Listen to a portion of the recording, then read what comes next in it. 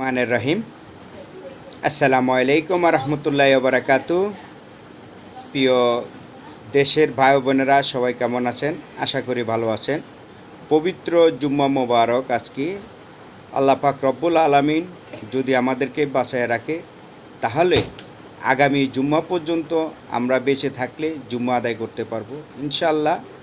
সবাই জুম্মার নামাজ পড়বেন, সবসময় নামাজ পড়বেন, দিনের পথে চলবেন, সবার সাথে সবার ভালো ব্যবহার করবেন, সবাই মিলেমিশে থাকবেন।